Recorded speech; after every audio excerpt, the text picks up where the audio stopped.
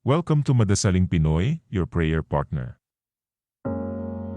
Ngayon ay Martes sa 8 araw na pagdiriwang ng Pasko ng muling pagkabuhay. Ang mabuting balita ng Panginoon ayon kay San Juan. Noong panahong iyon, si Maria ay nakatayong umiiyak sa labas ng libingan. Yumuko siya at tumingin sa loob.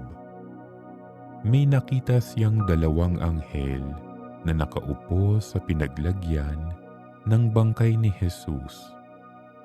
Ang isa'y sa gawing ulunan at ang isa na may sa paanan. Tinanong nila si Maria, "Ale, bakit kayo umiiyak?" Sumagot siya, "Kinuha po nila ang aking Panginoon at hindi ko alam kung saan dinala." Lumingon siya pagkasabi nito at nakita niya si Jesus na nakatayo roon. Ngunit hindi niya nakilalang si Jesus iyon. Tinanong siya ni Jesus, "Bakit ka umiiyak? Sino ang hinahanap mo?"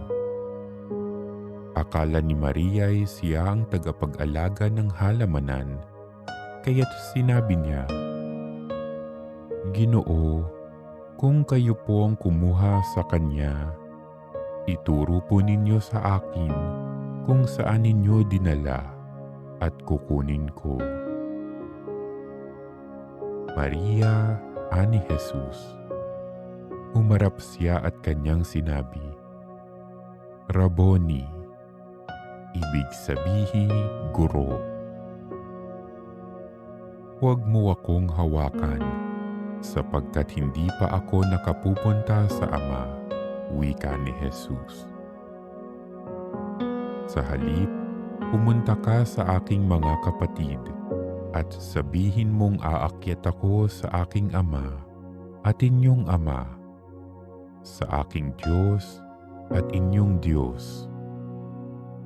Kaya't si Maria Magdalena ay pumunta sa mga alagad at sinabi, "Nakita ko ang Panginoon."